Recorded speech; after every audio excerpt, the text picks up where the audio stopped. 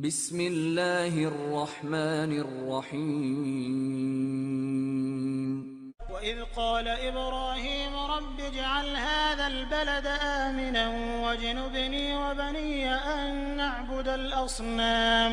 اور جب ابراہیم نے دعا کی کہ اے میرے پروردگار اس شہر کو لوگوں کے لیے امن کی جگہ بنا دے اور مجھے اور میری اولاد کو اس بات سے کہ بتوں کی پرستش کرنے لگیں بچائے رکھیو۔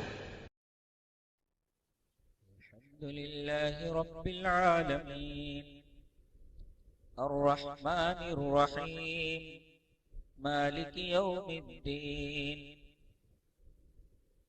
ایاک نعبد و ایاک نستعین اہدنا الصراط المستقیم صراط الذین انعمت علیہم غیر المغضوب علیہم ولا الضالین آمین۔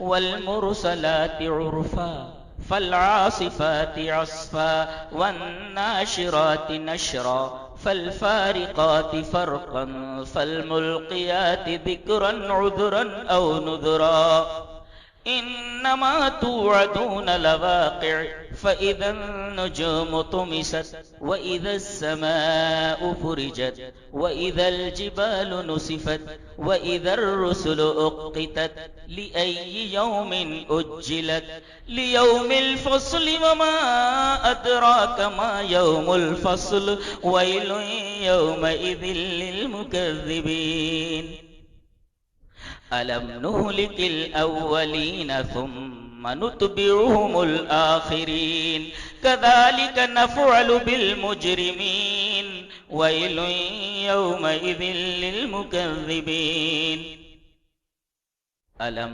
نخلقكم من ماء مهين فجعلناه في قرار مكين إلى قدر معلوم فقدرنا فنعم القادرون ويل يومئذ للمكذبين ألم نجعل الأرض كفاتا أحياء وأمواتا وجعلنا فيها رواسي شامخات واسقيناكم ماء فراتا ويل يومئذ للمكذبين انطلقوا إلى ما كنتم به تكذبون انطلقوا إلى ظل ذي 3 شعب لا ظليل ولا يغني من اللهب إنها ترمي بشرر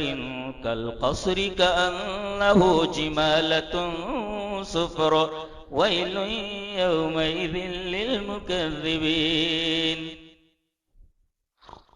هذا يوم لا ينطقون ولا يؤذن لهم فيعتذرون ويل يومئذ للمكذبين هذا يوم الفصل جمعناكم والأولين فإن كان لكم كيد فكيدون ويل يومئذ للمكذبين إن المتقين في ظلال وعيون وفواكه مما يشتهون كلوا واشربوا هنيئا بما كنتم تعملون إنا كذلك نجزي المحسنين ويل يومئذ للمكذبين كلوا وتمتعوا قليلا إنكم مجرمون ويل يومئذ للمكذبين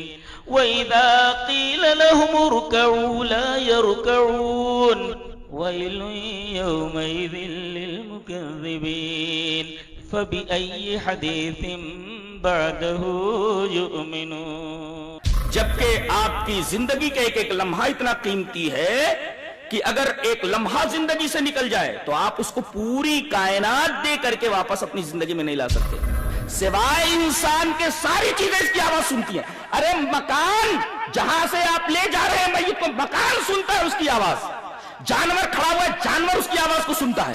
جب تک یہ اندر ہے تب تک آدمی آدمی ہے، اور جب یہ نکل گئی تو آدمی لاش بن گیا. اب اس کے دفنانے کی تیاری، منو من مٹی کے نیچے لے جانے کی تیاری ہوتی. قیامت کے دن آدمی اپنے بھائی کو دیکھ کر بھاگے گا، وہ امی ہی، ارے بھائی تو بھائی ہے. آدمی اپنی ماں کو دیکھ کر بھی بھاگے گا. میں نے اللہ کے حکم کی ایک نافرمانی کی تھی جنت میں. اللہ نے مجھے منع کیا تھا درخت کے پاس جانے سے، میں درخت کے پاس چلا گیا تھا. میں نے اللہ کے حکم کی نافرمانی کی تھی، میں اللہ کے پاس نہیں جا سکتا. نفسی نفسی نفسی. انصاف کا ترازو جب رکھا جائے گا تب کوئی کسی کے کام نہیں آئے گا. جب تک کہ یہ آدمی دیکھ نہ لے کہ میرے ترازو، میری نیکیوں کے ترازو کا پلڑا بھاری ہوتا ہے یا ہلکا ہوتا ہے. مائک پر آئے یا اسٹیج پر محترم آئے اور اپنا کلام سنا کر چلے گئے. دوستو اب آئیے میں کسی خطیب کو دعوت دینا چاہتا ہوں جو مالیگاؤں سے تشریف لائی ہوئی جماعت اہل حدیث کی ایک عبقری شخصیت، عربیت کے قادر الکلام، فن حدیث و تفسیر کے ماہر، ہماری دین جماعت کے نامور ادیب و خطیب، متانت و سنجیدگی کے پیکر. میری مراد ماہر لسانیات مولانا جلال الدین صاحب قاسمی سے ہے. میں مولانا سے گزارش کروں گا کہ وہ تشریف لائیں اور اپنی موضوع کے تحت خطاب فرمائیں. مولانا کا موضوع ہے احوال قبر. مولانا تشریف لائیں اور خطاب فرمائیں. ونستعينه ونستغفره ونعوذ بالله من شرور أنفسنا من سيئات أعمالنا من يهده الله فلا مضل له ومن يضلل فلا هادي له وأشهد أن لا إله إلا الله وحده لا شريك له وأشهد أن محمدا عبده ورسوله. يا أيها الذين آمنوا اتقوا الله حق تقاته ولا تموتن إلا وأنتم مسلمون. يا أيها الناس اتقوا ربكم الذي خلقكم من نفس واحدة وخلق منها زوجها وبث منهما رجالا كثيرا ونساء واتقوا الله الذي تساءلون به والأرحام إن الله كان عليكم رقيبا. يا أيها الذين آمنوا اتقوا الله وقولوا قولا سديدا يصلح لكم أعمالكم ويغفر لكم ذنوبكم ومن يطع الله ورسوله فقد فاز فوزا عظيما. أما بعد فإن خير الحديث كتاب الله وخير الهدي هدي محمد صلى الله عليه وسلم وشر الأمور محدثاتها وكل محدثة بدعة وكل بدعة ضلالة الضلالة في النار. اعوذ باللہ من الشیطان الرجیم بسم اللہ الرحمن الرحیم کل نفس ذائقۃ الموت. حضرات علماء کرام، محترم بزرگوں، نوجوان بھائیوں، پیارے بچوں، پردہ نشین ماں اور بہنوں،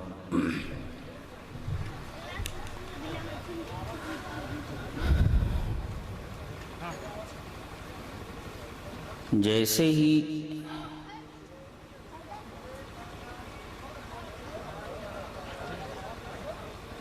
آدمی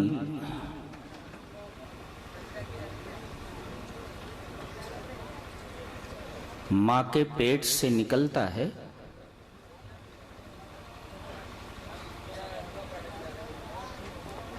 اس کا ایک عجیب و غریب سفر شروع ہو جاتا ہے.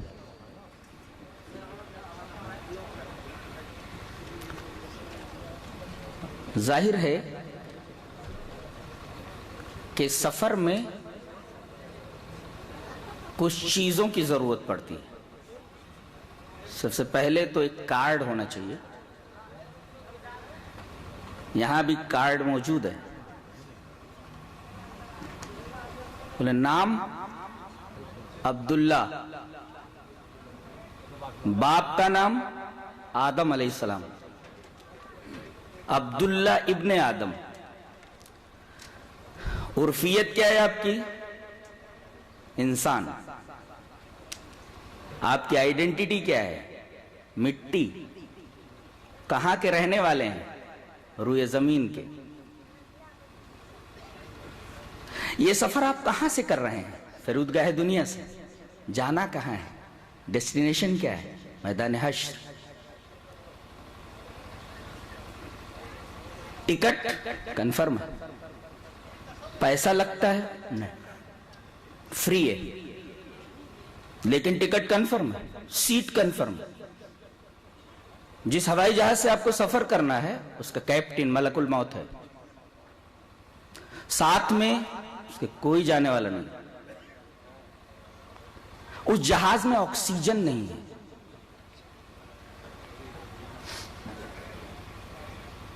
اور لگیج کے نام پر 4-5 گز کپڑا اور کچھ روئی لے جانے کی اجازت ہے، بقیہ کچھ بھی لے جانے کی اجازت نہیں۔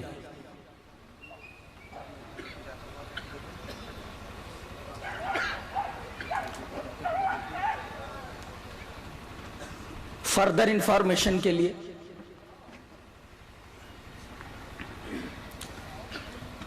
آپ کو کیا کیا لگتا ہے، کیا کیا ضروری ہے، اس کے لیے کتاب اللہ اور سنت رسول سے رجوع کیجیے۔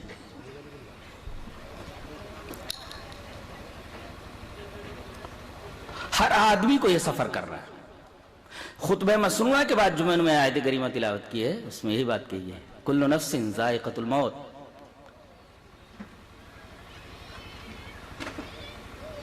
دیکھو ڈسٹرب مت کرو، چپ چاپ بیٹھے رہو، ایک دم چپ چاپ بیٹھو، میری طرف بتاؤ، جتنا سنجیدہ عنوان ہے آپ اتنے سنجیدہ ہو جاؤ۔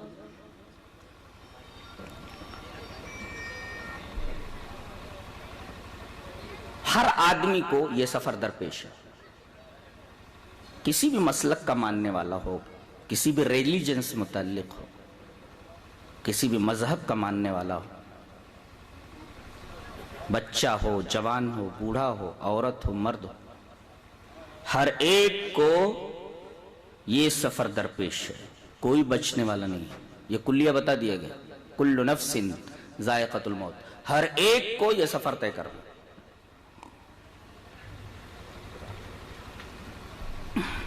لہذا ایک ایک لمحے کو غنیمت جان لیجیے۔ اسی وجہ سے نبی کریم صلی اللہ علیہ وسلم نے ایک حدیث پاک میں ہمیں متنبہ کیا ہے، حدیث اس طرح، وعن عبداللہ ابن عباس رضی اللہ تعالی عنہما قال قال رسول اللہ صلی اللہ علیہ وسلم اغتنم خمسا قبل خمس شبابک قبل حرمک۔ یہ بچے کو آپ ہٹا دیتے تو اچھا رہتا تھا، نہیں لے جاؤ۔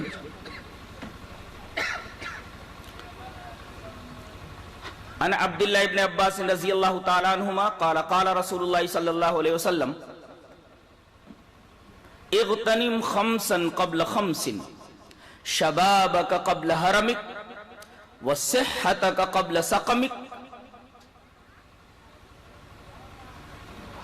وغناءک قبل فقرک وفراغک قبل شغلک وحیاتک قبل موتک۔ رواہ الحاکم فی المستدرک فی کتاب الرقاق۔ حضرت امام حاکم رحمہ اللہ اپنی حدیث کی کتاب مستدرک علی الصحیحین میں کتاب الرقاق کے اندر اس روایت کو لائے ہیں، اور راوی جیسا کہ معلوم ہوا حضرت عبداللہ ابن عباس ہیں۔ حضرت عبداللہ ابن عباس فرماتے ہیں کہ رسول اللہ صلی اللہ علیہ وسلم نے ارشاد فرمایا، 5 چیزوں کو 5 چیزوں سے پہلے غنیمت سمجھو۔ غنیمت سمجھتے کس کو بولتے ہیں؟ جب مسلمان کفار سے لڑتے تھے اور جب ان کو شکست ہو جاتی تھی تو جو مال پڑا رہتا تھا، لوگ اس پڑے ہوئے مال کو جو جگہ جگہ میدان جنگ میں بکھرا ہوا ہوتا تھا اس کو لینے کے لیے لوگ دوڑ پڑتے تھے، میں جلدی سے اٹھا لوں، میں جلدی سے اٹھا لوں، میں جلدی سے اٹھا لوں۔ اس کو کہتے مال غنیمت، یہ لفظ استعمال کیا گیا۔ اغتنم، غنیمت سمجھ لو، جلدی جلدی بغیر ایک لمحہ ضائع کیے جمع کر لو، غنیمت سمجھ لو۔ 5 چیزوں کو 5 چیزوں سے پہلے، ایک تو اپنی جوانی کو اپنے بڑھاپے سے پہلے، اس لیے کہ جوانی میں جو نیکیاں تم کر لو گے وہ بڑھاپے میں نہیں کر پاؤ گے، بڑھاپے کا انتظار مت کرو، غنیمت جان لو، جوانی کے ایک ایک لمحے کو کام میں لے آؤ۔ دوسری چیز وصحتک قبل سقمک، اور اپنی صحت کو غنیمت سمجھ لو بیماری سے پہلے۔ اس لیے کہ حالت صحت میں جو نیکیاں تم کر سکتے ہو وہ بیماری میں نہیں کر سکتے.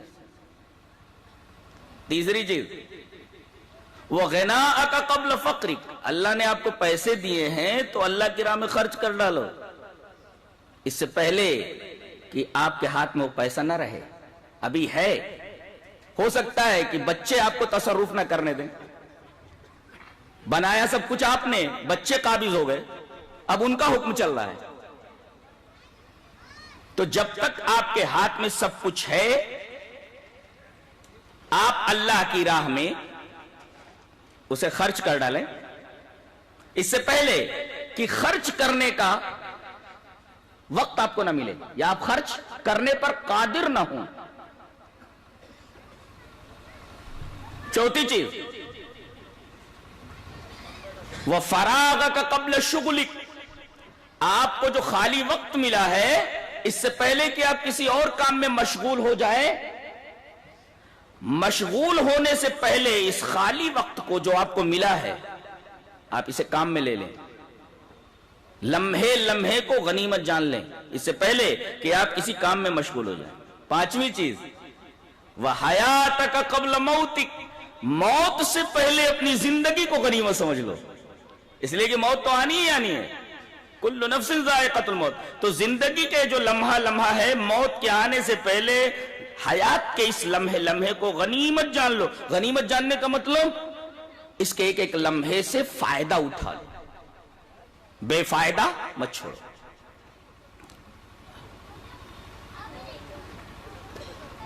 یہ حدیث بڑی عجیب و غریب ہے اور ہمیں تنبیہ کرتی ہے کہ ہم زندگی کے کسی لمحے کو ضائع نہ کریں، کام میں لے لیں. ایک صاحب کہتے ہیں کہ میں نے سورہ عصر کا مطلب ایک بازار میں ایک برف بیچنے والے سے سمجھا. اللہ نے فرمایا والعصر، زمانے کی قسم، بے شک انسان گھاٹے میں ہیں. وہ کہہ رہا تھا کہ میں نے ایک بائع الثلج سے، ایک برف کے بیچنے والے سے میں نے اس کی تفسیر سمجھی. کیسے؟ بازار میں نے دیکھا کہ ایک آدمی زور زور سے چلا رہا ہے، ارے بھائی جلدی سے میرا سامان خرید لو ورنہ نفع تو چھوڑو میرا جو راس المال ہے وہ بھی میرے ہاتھ سے نکل جائے گا.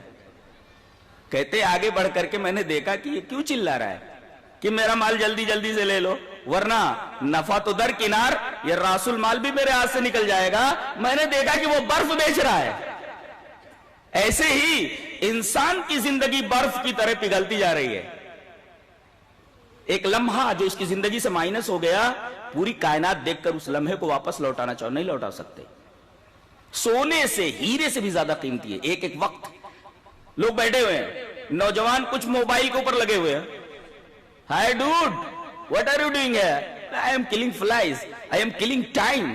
مکھی مار رہے ہیں یا ٹائم کو کل کر رہے ہیں. ارے ٹائم آپ کو ملا ہے، وقت ملا ہے آپ کو کل کرنے کے لیے، ٹائم ضائع کرنے کے لیے ملا ہے آپ کو. جبکہ آپ کی زندگی کا ایک ایک لمحہ اتنا قیمتی ہے کہ اگر ایک لمحہ زندگی سے نکل جائے تو آپ اس کو پوری کائنات دے کر کے واپس اپنی زندگی میں نہیں لا سکتے.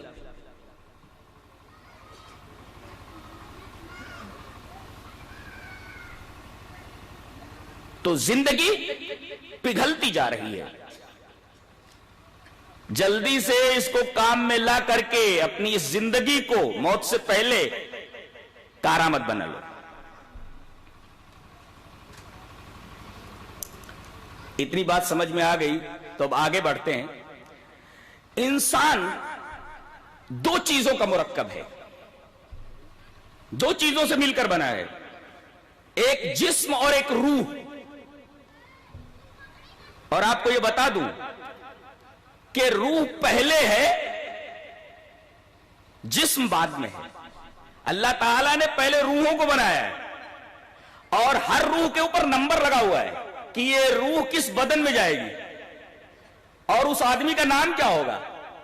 تو روحیں اللہ نے پہلے بنا لی ہیں. دلیل یہ حدیث پاک وان عبداللہ ابن مسعود رضی اللہ تعالی عنہ قال حدثنا عبداللہ ابن مسعود رضی اللہ تعالی عنہ حدثنا رسول اللہ صلی اللہ علیہ وسلم وهو الصادق المصدوق ان احدکم یجمع فی بطن امہ 40 یوما ثم يكون علقة مثل ذلك ثم يكون مزغة مثل ذلك ثم يبعث الله إليه ملكا بأربع كلمات فيكتب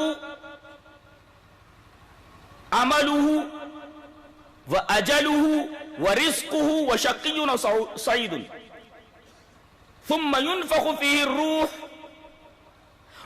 فإن الرجل ليعمل بعمل أهل النار حتى ما يكون بينه وبينها إلا ذراع فيسبق عليه الكتاب فيعمل عمل أهل الجنة فيدخل الجنة وإن الرجل ليعمل بعمل أهل الجنة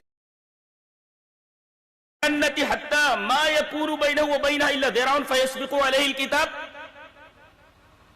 فيعمل بعمل أهل النار فیدخل النار رواہ البخاری فی کتاب احادیث الانبیاء. حضرت امام بخاری اس پوری روایت کو ایک صفحے کے اوپر تھی کتاب الانبیاء کے اندر لائے, میں نے پڑھ دیا. راوی حضرت عبداللہ بن مسعود ہے. بہت پیاری روایت, بہت غور سے سنو. نبی اکرم صلی اللہ علیہ وسلم نے ارشاد فرمایا کہ جب باپ کی پشت سے چل کر نطفہ ماں کے رحم میں جاتا ہے تو 40 دن تک نطفہ ہی رہتا ہے, ایسے ہی رہتا ہے. پھر 40 دن جمع ہوا خون ہو جاتا ہے, پھر 40 دن گوشت بن جاتا ہے. یہ سٹیپس ہیں. پھر اللہ تبارک و تعالیٰ اس کے پاس ایک فرشتوں کو بھیجتا ہے کہ 4 چیزیں لکھ لو. تو کیا چیزیں لکھ لی جاتی ہیں؟ ایک تو اس کا عمل لکھا جاتا ہے کہ یہ کیا کرے گا, اور یہ بھی لکھا جاتا ہے کہ یہ زندہ کب تک رہے گا. یہاں کتنے لوگ بیٹھے ہوئے ہیں؟ کوئی یہ کہہ سکتا ہے کہ میں اگلا رمضان پاؤں گا یا اگلا دن پاؤں گا؟ ہم جب کسی دکان پر جاتے ہیں تو کہتے ہیں اس مال کی کوئی گارنٹی ہے؟ آپ وارنٹی اور گارنٹی لیتے ہیں. کوئی پوچھ لے آپ سے آپ کی زندگی کی, اس حیات کی کوئی گارنٹی ہے کہ اگلے لمحے آپ زندہ رہیں گے کہ نہیں؟ لکھ لیا جاتا ہے اس کا عمل, لکھ لیا جاتا ہے اس کی مدت پر, لکھ لیا جاتا ہے اس کا رزق کہ اسے کیا ملنا ہے, کتنا ملنا ہے, غریب رہے گا کہ امیر رہے گا. اور یہ بھی لکھ دیا جاتا ہے وَشَقِيٌّ أَوْ سَعِيدٌ, یہ بدبخت ہوگا کہ نیک بخت ہوگا, جنت میں جائے گا کہ جہنم میں جائے گا, یہ لکھ لیا جاتا ہے. کتنے مہینے ہو گئے؟ 4 مہینے. علامہ البانی نے اس حدیث سے ایک مسئلہ نکالا ہے کہ بچہ اگر 4 مہینے کا ہو جائے, 4 مہینے کا, اور وہ مرا ہوا بھی پیدا ہو تو نماز جنازہ بھی پڑھی جائے گی اور اسے کفنایا جائے گا, دفنایا جائے گا. اس لیے کہ 4 مہینہ گزرنے کے بعد یہ سارے احوال اس کے اوپر گزر چکتے ہیں.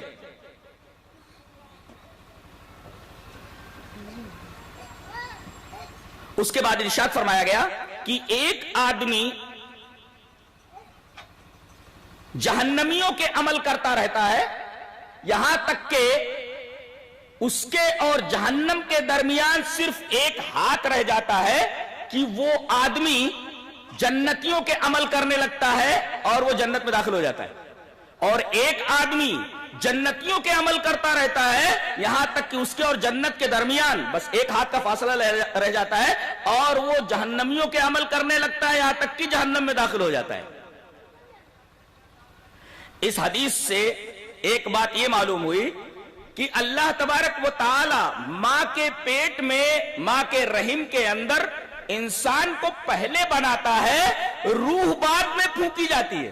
روح پہلے اللہ نے بنا دی ہے اور یہ روح اس خاص بدن کے اندر بعد میں داخل ہوتی ہے. اچھا روح پہلے بنا دی جاتی ہے, کہاں رہتی ہے وہ اللہ بہتر جانے, لیکن کس شکل میں رہتی ہے وہ بتا دی گئی ہے. حدیث اس طرح وعن ابی ہریرہ رضی اللہ تعالی عنہ ان رسول اللہ صلی اللہ علیہ وسلم قال الارواح جنود مجندہ فما تعارف منها ائتلف وما تناکر منها اختلف. رواہ مسلم فی کتاب البر والصلۃ والآداب.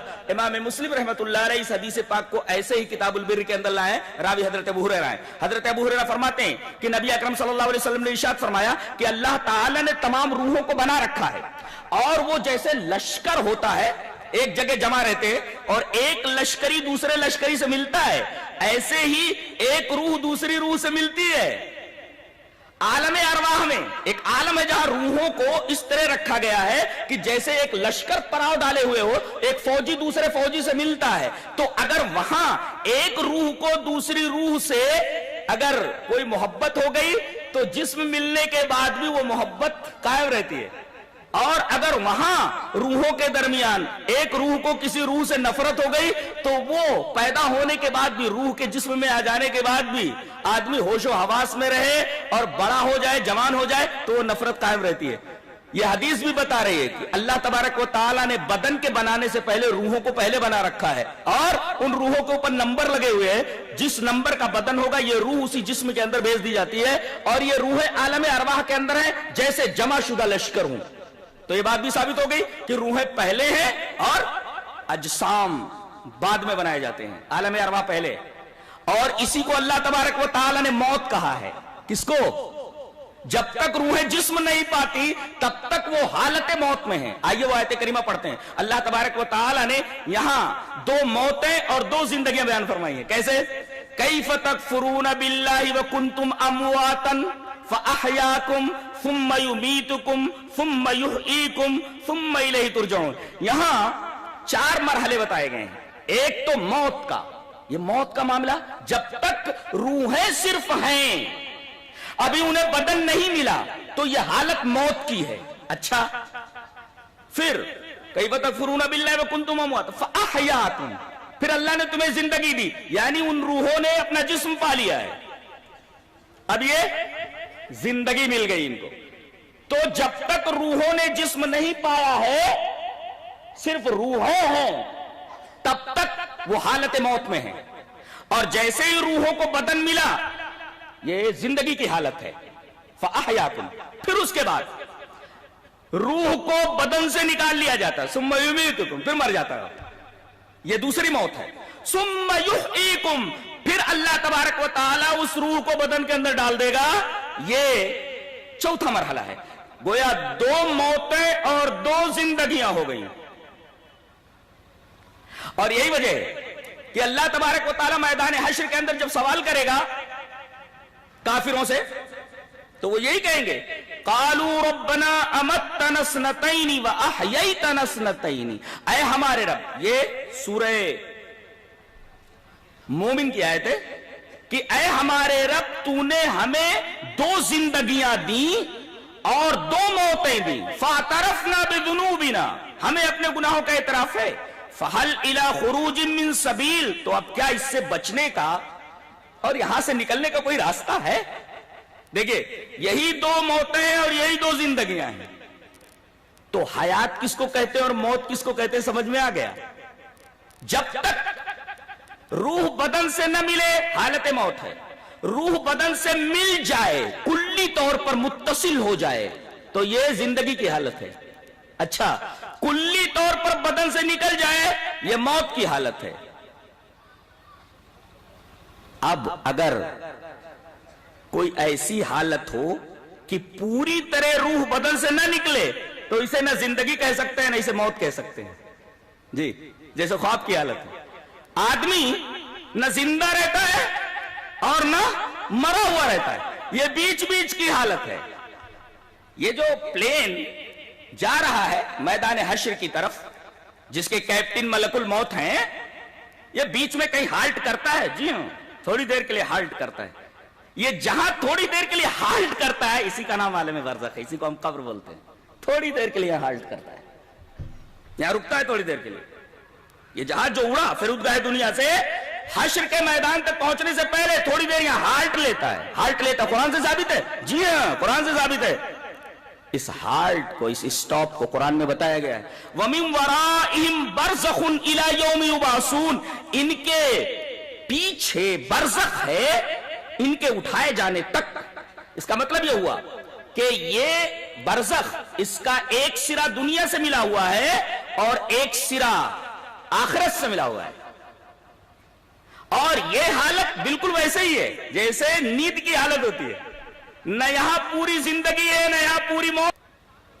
اور یہاں کی جو کیفیت ہے زندگی کی، بالکل وہی کیفیت ہے جو آدمی کی سوتے وقت ہوتی ہے. اسی وجہ سے اللہ تبارک و تعالیٰ نے موت کو نیند کو موت کی بہن کہا ہے. اور عجیب بات ہے، 3 آدمی ہیں ایک کمرے کے اندر، ایک بیٹھا ہوا ہے، 2 آدمی سو رہے ہیں. ایک سوتے میں خواب دیکھ رہا ہے کہ میں اچھے اچھے کھانے کھا رہا ہوں، اور ایک خواب میں دیکھ رہا ہے کہ میرے اوپر مار پڑ رہی ہے، میں پیٹ رہا ہوں. اور ایک آدمی جاگ رہا ہے. اب بتائیے، یہ جو آدمی خواب میں اچھے اچھے کھانے کھا رہا ہے، کیا اس کا احساس اس جاگنے والے آدمی کو ہو سکتا ہے؟ قطعاً نہیں. تو سامنے لیٹا ہوا ہے، لیکن وہ اچھے اچھے کھانے کھا رہا ہے اور اس کا اثر بدن کے اوپر پڑ بھی رہا ہے. اس کے چہرے کے ہاؤ بھاؤ سے معلوم ہوتا ہے سوتے ہوئے کہ یہ آدمی نیند میں کچھ اچھی چیزیں دیکھ رہا ہے. ایک آدمی یہ پٹ رہا ہے، وہ خواب میں دیکھ رہا ہے لوگ مجھے مار رہے ہیں، یا ہاتھی دوڑا رہا ہے یا سانپ دوڑا رہا ہے. وہ ڈرا ہوا ہے اور اس کے ڈر کے آثار اس کے بدن کے اوپر رہتے ہیں. لیکن اس جاگنے والے آدمی کو ان دونوں کی کیفیت سے آگہی نہیں ہوتی. نہ اچھا کھانا جو کھا رہا ہے نیند میں اس کو، وہ آدمی جو پٹ رہا ہے، ان دونوں کو ایک دوسرے کی کیفیت سے آگہی نہیں ہوتی. اب کوئی یہ سوال کرے کہ قبر میں عذاب کیسے ہوتا ہے، تو اس کا جواب ہمیں مل گیا کہ لاش تو سامنے رکھی ہوئی ہے، لیکن اس کے اوپر عذاب اور ثواب مرتب ہو رہا ہے. اگرچہ ہم جو زندہ ہیں محسوس نہیں کر پا رہے ہیں، لیکن یہ دونوں محسوس کر رہے ہیں. فرعون کی لاش کیریو کے میوزیم میں رکھی ہوئی ہے، عذاب سے 2-4 ہے. وہ ہمارے سامنے لاش ہے، لیکن وہ عذاب سے 2-4 ہے، اگرچہ ہم اس کی کیفیت کو نہیں سمجھ پا رہے ہیں. اس طرح جیسے کہ ہمارے سامنے ایک آدمی سو رہا ہے، ایک دوسرا آدمی بھی سو رہا ہے. سوتے وقت ایک آدمی دیکھتا ہے کہ میں اچھے اچھے کھانے کھا رہا ہوں، اور ایک آدمی دیکھ رہا ہے کہ میں پٹ رہا ہوں. تو بات سمجھ میں آئی کہ اصلی جو زندگیاں ہیں وہ 2 ہی ہیں. جس میں روح کا کلی طور پر اتصال ہوتا ہے وہ حقیقی زندگی ہے، اور کلی طور پر اگر بدن سے نکال لی جائے تو وہ حالت موت کی ہے.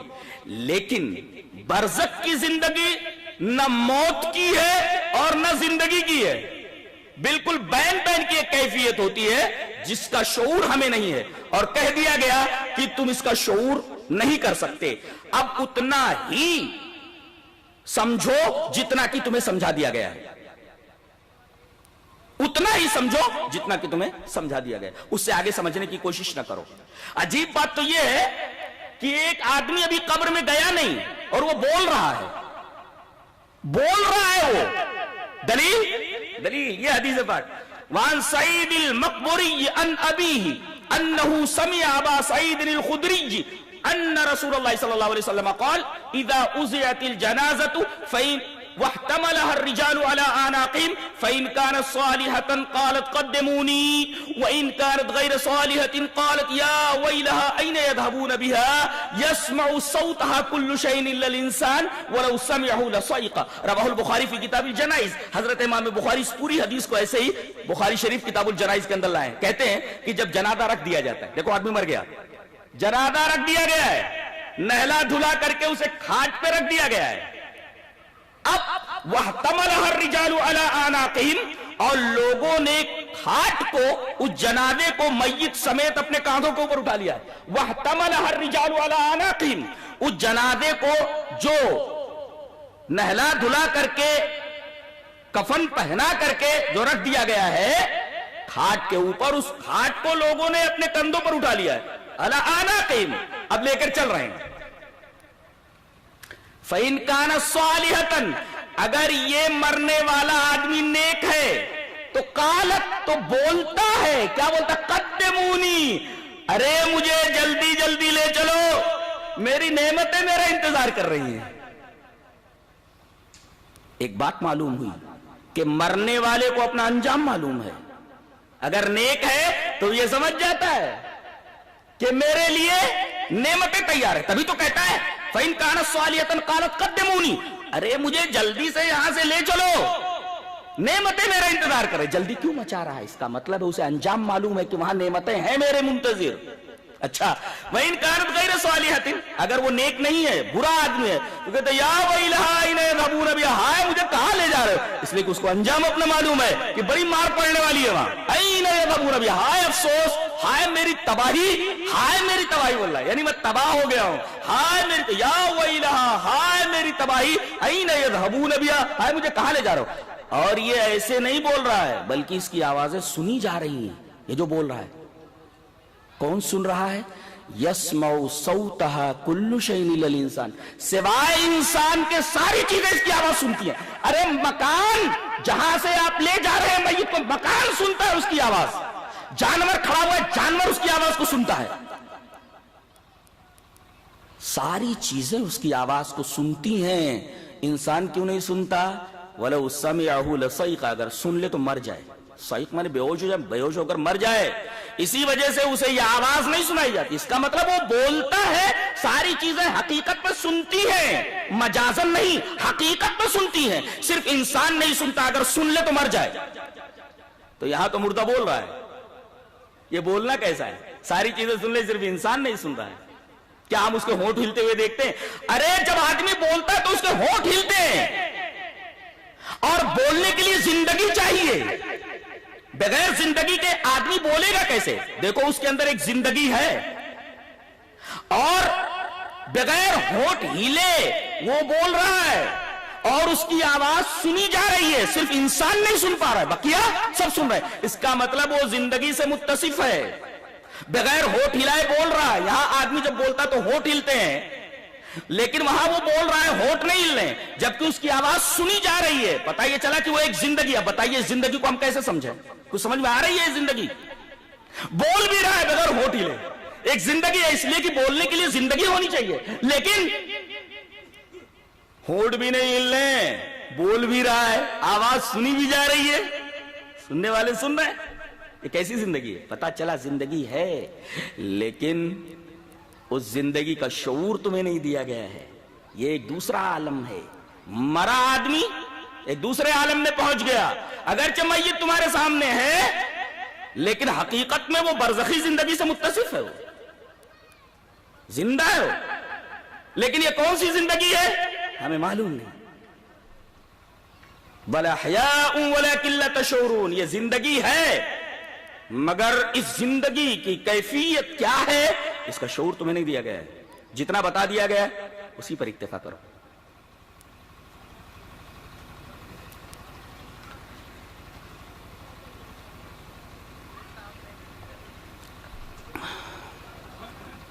اور یہ جاتا کدھر ہے؟ بہت غور سے سنو.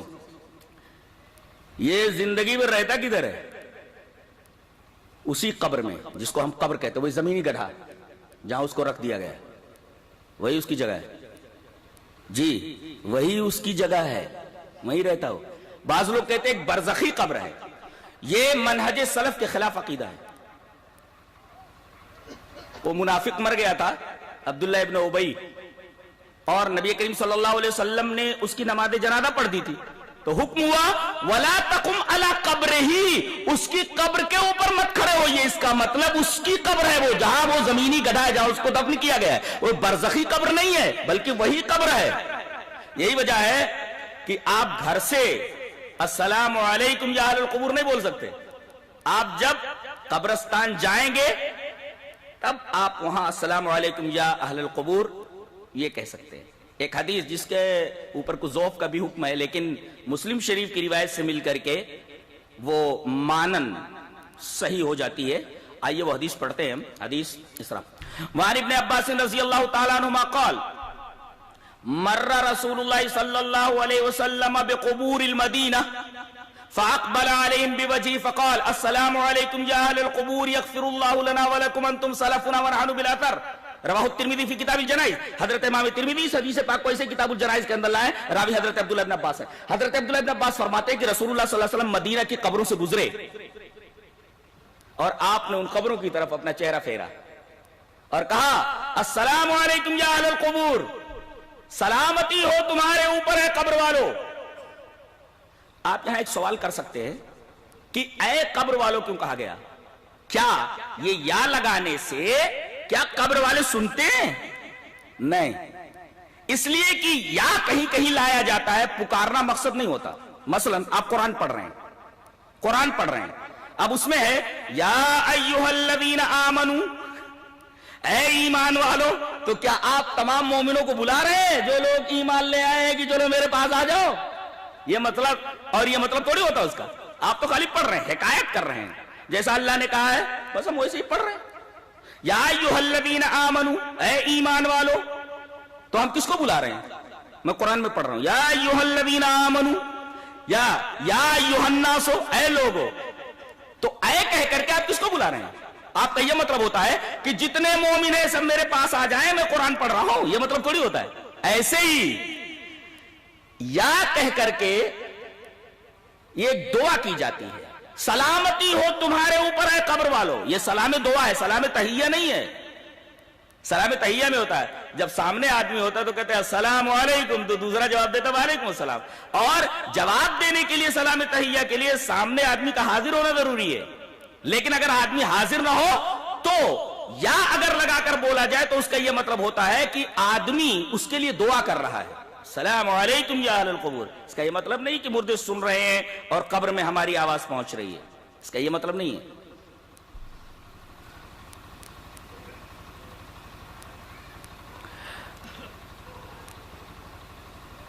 روح نکال لی گئی.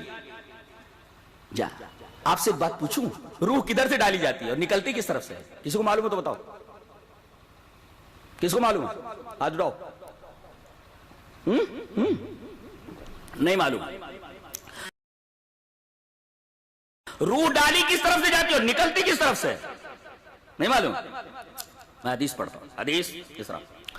وعن انس بن مالک رضی اللہ تعالی عنہ قال قال رسول اللہ صلی اللہ علیہ وسلم لما نفخ فی آدم فبلغ الروح راسه اتسا فقال الحمد لله رب العالمين فقال له تبارك وتعالى يرحمك الله. رواه ابن حبان في صحيح في كتاب التاريخ وقال الالباني هذا حديث صحيح. صحیح حدیث ہے. انس بن مالک کی روایت کراوی. حضرت انس فرماتے ہیں کہ رسول اللہ صلی اللہ علیہ وسلم نے ارشاد فرمایا کہ جب اللہ تعالی نے آدم کے اندر روح پھونکی تو سر سے پھونکی، اوپر سے پھونکی گئی ہے جی. اور جب سر میں روح پھونکی تو چھینک آئی، اور چھینک آتے ہی اتسا، انہوں نے چھینک ماری اور فوراً کہا الحمدللہ رب العالمین. تو اللہ تبارک و تعالی نے ان کا جواب دیا کہ تیرا رب تیرے اوپر رحم کرے. تو نے میری تعریف کی چھینک آنے پر تو اللہ تعالیٰ نے جواب دیا اللہ تیرے اوپر رحم کرے. انہوں نے کیا کہا؟ تمام تعریف اللہ رب العالمین کے لیے چھینک آنے پر. تو اللہ تعالیٰ نے کہا یرحمک اللہ، اللہ تیرے اوپر رحم کرے. تو جب کوئی آدمی چھینکتا ہے اور جب الحمدللہ کہتا ہے تو سامنے والے کو جواب دینا چاہیے، سننے والے کا یرحمک اللہ. در حقیقت یہ سنت آدم ہے اور وہ اللہ تبارک و تعالیٰ کی طرف سے اس کے اوپر رحم کا ایک پروانہ دیا جاتا ہے. یہ حدیث بتا رہی ہے کہ روح سر سے پھونکی گئی. اور ایک روایت میں ہے وَكَانَ الْإِنسَانُ عَجُولًا کی تفسیر میں مفسرین نے لکھا ہے کہ جب روح سر سے ہو کر کے سینے سے پیٹ تک آئی، ابھی پیر میں نہیں گئی تھی، تو حضرت آدم اٹھنے کی کوشش کرنے لگے تو اللہ تعالیٰ نے فرمایا وَكَانَ الْإِنسَانُ عَجُولًا، انسان بڑا جلد باز ہے. ارے روح پیر میں تو پہنچنے دے، ابھی سے پریشان ہے، پیر تو کام نہیں کر رہے. اس کا مطلب روح اوپر سے ڈالی گئی ہے سر کی طرف سے اور نکلتی کس طرف سے؟ آنکھ کے راستے سے. دلیل یہ حدیث پاک. وان ام سلمہ رضی اللہ تعالی عنہ قالت دخل رسول اللہ صلی اللہ علیہ وسلم على ابی سلمہ وقد شق بصره فاغمضه ثم قال ان الروح اذا قبض تبعه البصر. رواه النسائی فی کتاب الجنائز. یہ روایت امام نسائی رحمۃ اللہ علیہ کتاب الجنائز کے اندر ہے. راویہ نبی کریم صلی اللہ علیہ وسلم کی پیاری بیوی حضرت ام سلمہ ہے. حضرت ام سلمہ فرماتی ہے کہ نبی کریم صلی اللہ علیہ وسلم ابو سلمہ کے پاس آئے. جانتے ہیں ابو سلمہ کون ہے؟ ارے وہی ہیرو لوگوں کے نام، ہیروئنوں کے نام، نیتاؤں کے نام، ان کے نام ان کے نام سب جانتے ہیں. یہ کون ہے معلوم ہے؟ یہ نبی کریم صلی اللہ علیہ وسلم کے رضائی بھائی ہیں. وہ آپ کو معلوم ہے بخاری شریف میں ایک واقعہ بیان کیا گیا ہے کہ وہ ابو لہب نے اپنی لونڈی سویبہ کو آزاد کر دیا تھا. اس کی لونڈی تھی. امام بخاری اس واقعے کو کیوں لائیں؟ جب یہ واقعہ بنڈل ہے تو اس کو کیوں لائیں؟ یہ واقعہ صحیح نہیں ہے. اس کو کیوں لائے ہیں؟ در حقیقت عروہ نے ایک بات کہی ہے کہ ابو لہب جو کہ نبی کریم صلی اللہ علیہ وسلم کا چچا تھا، اس کی ایک لونڈی تھی جس کا نام سویبہ ہے. امام بخاری یہ لا رہے ہیں عروہ کا قول. در حقیقت بتانا یہ مقصود ہے کہ ام سلمہ نے ایک دفعہ یہ کہا کہ اے اللہ کے رسول، لگتا ہے آپ ابو سلمہ کی بیٹی سے نکاح کرنے والے ہیں. جو معلوم ہو نبی کریم صلی اللہ علیہ وسلم نے فرمایا اللہ کی بندی کیا بول رہی ہے؟ ابو سلمہ میرے رضائی بھائی ہیں، ہم دونوں نے سویبہ کا دودھ پیا ہے. ابو لہب کی لوڈی سویبہ کا دودھ پیا ہے، ہم دونوں رضائی بھائی ہیں. اور جو رضا نسب سے ثابت ہوتا ہے وہ رضا سے بھی ثابت ہو جاتا ہے. تو میں اور ابو سلمہ دونوں رضائی بھائی ہیں، تو میں اس کی بیٹی سے کیسے نکاح کر سکتا ہوں؟ تو میری بیٹی ہوئی، اس سے کیسے نکاح کر سکتا ہوں میں؟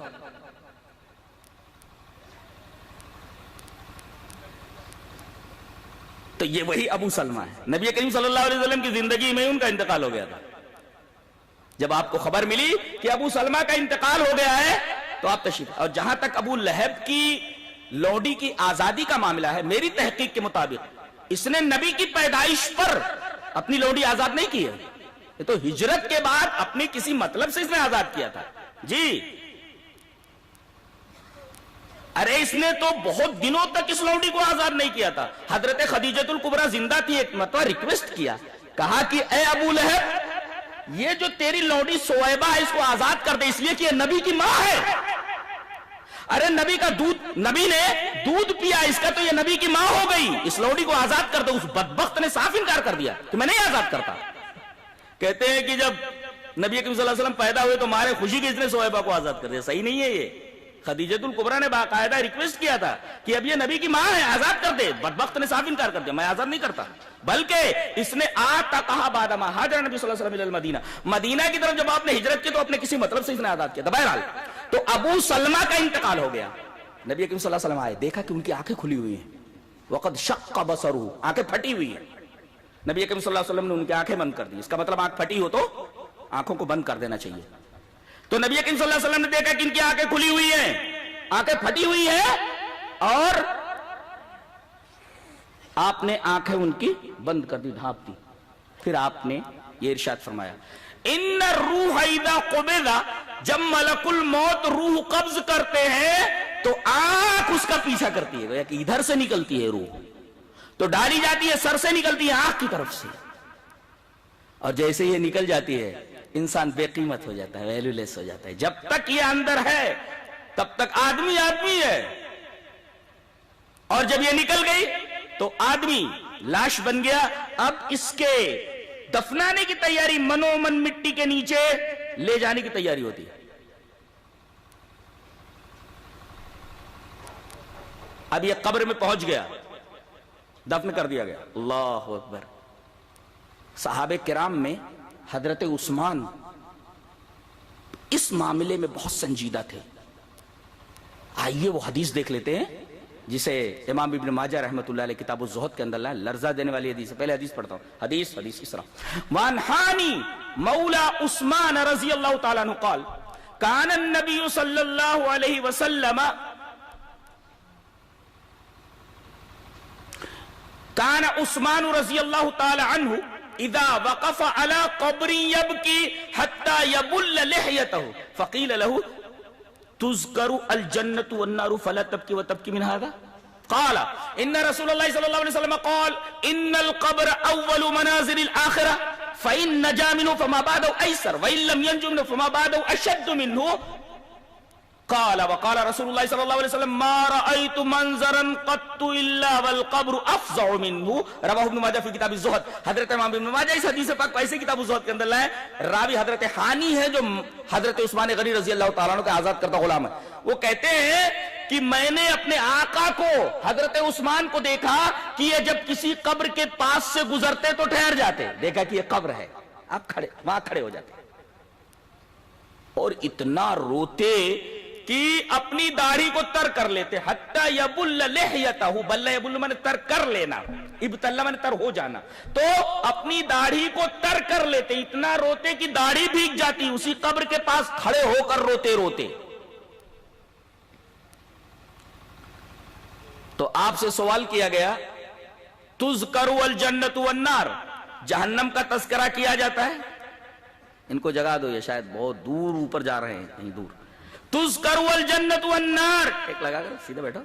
تذکر الجنت والنار فلا تبکی، جنت اور جہنم کا تذکرہ کیا جاتا ہے تو تم روتے نہیں. وہ تبکی من ھذا، قبر دیکھ لیتے ہو تو رونے لگتے ہو، اور اتنا روتے ہو کہ بے حال ہو جاتے ہو، کیا بات ہے؟ قال، تو حضرت عثمان غنی نے فرمایا ان رسول اللہ صلی اللہ علیہ وسلم قال، رسول اللہ صلی اللہ علیہ وسلم نے یہ ارشاد فرمایا ہے کہ ان القبر اول منازل الاخرہ، کہ قبر یہ آخرت کے اسٹاپس میں سے، آخرت کے منازل میں سے، منزلوں میں سے پہلی منزل ہے. فَإِن نَجَا مِنْهُ، یہاں جو نجات پا گیا، فَمَا بَعْدَهُ أَيْسَرُ، تو اس کے بعد جتنے مرحلے سب آسان گزریں گے. وَإِن لَمْ يَنْجُ مِنْهُ، اگر اس مرحلے میں وہ ناکام ہو گیا، نجات نہیں پائی، فَمَا بَعْدَهُ أَشَدُّ مِنْهُ، تو پہلے سے زیادہ سخت مراحل اس کو درپیش ہونے والے ہیں، بہت برا معاملہ ہونے والا ہے اس کے ساتھ. اور اس کے بعد کہتے ہیں قال وقال رسول اللہ صلی اللہ علیہ وسلم، رسول اللہ صلی اللہ علیہ وسلم نے یہ بھی فرمایا کہ ما رأیت منظرا قط الا والقبر افظع منہ، کہ میں نے بہت سارے ہاریبل مناظر دیکھے ہیں، بہت ہی ڈراؤنے، دہشتناک، لیکن تمام دہشتناک سینز میں سے، تمام دہشتناک مناظر میں سے سب سے دہشتناک منظر قبر کا منظر ہے. اس سے زیادہ دہشتناک منظر اور کوئی نہیں ہو سکتا. یہ نبی کریم صلی اللہ علیہ وسلم نے فرمایا. دنیا میں جتنے بھی مناظر ہوتے، کہیں ایکسیڈنٹ ہو جاتا ہے، آدمی کیسی حالت میں رہتا ہے، آدمی دیکھ کر کے ڈر جاتا ہے، بہت سارے ایسے خوفناک مناظر ہوتے ہیں. نبی کریم صلی اللہ علیہ وسلم نے فرمایا کہ سب سے زیادہ خوفناک منظر اگر کوئی ہے تو وہ موت کا منظر ہے، قبر کا منظر ہے. اس سے زیادہ خوفناک منظر اور کوئی نہیں. یہ حضرت عثمان غنی رضی اللہ تعالی عنہ کا معاملہ تھا. آئیے ان سے مروی ایک اور روایت جسے امام ابی داؤد کتاب الجنائز میں لائے، وہ پڑھ دیتا ہوں. ان عثمان ابن عفان رضی اللہ تعالی عنہ قال کان النبی صلی اللہ علیہ وسلم اذا فرغ من دفن المیت وقف علیہ فقال استغفروا لأخيكم وسلوا له التثبيت فإنه الآن يسأل. رواہ ابو داؤد فی کتاب الجنائز. حضرت عثمان بن عفان رضی اللہ تعالیٰ عنہ فرماتے ہیں کہ نبی کریم صلی اللہ علیہ وسلم جب کسی میت کو دفن کر کے فارغ ہو جاتے تو آپ وہاں ٹھہرتے، وقف علیہ، اس کے اوپر ٹھہر جاتے، اور جتنے یہ دفن میں شریک ہوئے ہیں میت کو دفن کرنے میں، اس کی تدفین میں، آپ فرماتے استغفروا لاخیکم، اپنے بھائی کے لیے مغفرت کی دعا کرو. مغفرت کی دعا کا مطلب کیا؟ ابھی تو جنازے میں وہی دعا کی گئی تھی، پھر سے جب تک لاش دکھائی دے رہی تھی تب بھی مغفرت کی دعا کی گئی، اور اب لاش اندر چلی گئی اس کے بعد نبی کریم صلی اللہ علیہ وسلم فرما رہے کہ استغفروا لاخیکم، ابھی تک تو ہم نے، جب تک یہ لاش دکھائی دے رہی تھی، ہم نے اس کے لیے مغفرت کی دعا کی. کیسے؟ آئیے وہ روایت دیکھ لیتے ہیں، اس کے بعد اس روایت کے اوپر پھر سے آتے ہیں. حدیث اس طرح وعن عبداللہ بن مسعود رضی اللہ تعالیٰ عنہ قال صلی رسول اللہ صلی اللہ علیہ وسلم على جنازة فقال اللهم اغفر لحينا وميتنا وشاهدنا وغائبنا وصغيرنا وكبيرنا وذكرنا وانثانا اللهم من احييته منا فاحيه على الاسلام ومن توفيته منا فتوفه على الايمان اللهم لا تحرمنا اجره ولا تذلنا بعده. رواه ابن ماجہ فی کتاب الجنائز. حضرت امام ابن ماجہ اس حدیث کو ایسے ہی کتاب الجنائز کے اندر لائے. راوی حضرت عبداللہ ابن مسعود ہیں. حضرت عبداللہ ابن مسعود فرماتے ہیں کہ رسول اللہ صلی اللہ علیہ وسلم نے ایک جنازے کی نماز پڑھائی، اور جنازے میں آپ نے پڑھا، دیکھیے جنازہ 4 تکبیروں سے ہوتا ہے اور ایک طرف سلام سے، تکبیر تحریمہ، اس میں رکوع اور سجدہ نہیں ہوتا. تکبیر اللہ اکبر، یہ ایک تکبیر ہوئی. اس کے بعد الحمد شریف، اور اس کے ساتھ کوئی سورہ الحمدللہ رب العالمین قل هو اللہ احد، ہو گیا اللہ اکبر، یہ 2 تکبیریں ہوئی. اب اس کے بعد آپ کو درود شریف پڑھنا، اللہم صلی اللہم بارک، اللہ اکبر، یہ تیسری تکبیر ہوئی. اور اس کے بعد یہ دعا پڑھیں گے آپ اللہم اغفر لحینا ومیتنا شاہد، اور اس کے بعد اللہ اکبر، یہ 4 تکبیر ہوئی. السلام علیکم ورحمۃ اللہ، جنازے کی نماز ہو گئی. اس میں رکوع اور سجدہ نہیں ہے، ایک طرف سلام کافی ہے. نبی کریم صلی اللہ علیہ وسلم نے ایک آدمی کی نماز جنازہ پڑھائی اور آپ نے یہ فرمایا اللہم اغفر لحینا، اے اللہ ہمارے زندہ کو بخش دے، ومیتنا اور ہمارے مردہ کو بخش دے۔ یہ ہمارا کیوں لگایا ہے؟ ہمارا مردہ کون سا؟ جو ہمارے راستے پر چلا ہے، ہاں میرے اور میرے صحابہ کے راستے پر، اے اللہ اس کو بخش دے۔ پتہ یہ چلا کہ اگر کوئی آدمی شرک کرنے والا ہے تو اس کی نماز جنازہ پڑھنا جائز نہیں ہے۔ اللہ نے سورہ توبہ میں ارشاد فرمایا ما کان للنبی والذین آمنوا ان یستغفروا للمشرکین ولو کانوا اولی قربا، نبی کے لیے اور مومنین کے لیے، ما کان للنبی والذین آمنوا، نبی کے لیے بھی اور ایمان والوں کے لیے بھی یہ جائز نہیں، گنجائش نہیں۔ ماں کے بعد جب کانا آتا ہے تو یہ بتاتا ہے کہ اس میں کوئی گنجائش نہیں، کرنا وہی ہے جو آگے بتایا جا رہا ہے۔ اللہ نے فرمایا وما كان لمؤمن ولا مؤمنة اذا قضى الله ورسوله امرا ان يكون لهم الخيرة من امرهم، یہاں بھی ما كان لایا گیا۔ اس کا مطلب یہ ہے کہ اللہ اور اس کے رسول فیصلہ کر دیں تو اختیار کی کوئی گنجائش ہی نہیں، سرے سے کوئی گنجائش نکلتی ہی نہیں۔ کہتے کوئی آپشن، نو آپشن، کوئی آپشن نہیں ہوتا۔ ماں کے بعد اگر کانا آ جائے تو وہ بتاتا ہے کہ کوئی گنجائش ہے، کوئی آپشن نہیں ہے۔ یہاں بھی بتائے گا ما كان للنبي، کوئی آپشن نہیں ہے، نہ نبی کے لیے اجازت ہے اور نہ ایمان والوں کے لیے، کسی مومن کے لیے، کہ وہ شرک کرنے والے کے لیے مغفرت کی دعا کرے۔ اور جنازے میں کیا کیا جاتا ہے؟ مغفرت ہی کی دعا ہوتی ہے، اللہ اس کو بخش دے، میت کو بخش دے۔ اس کا مطلب جو شرک کے اوپر مر جائے اس کی نماز جنازہ پڑھنا جائز نہیں ہے۔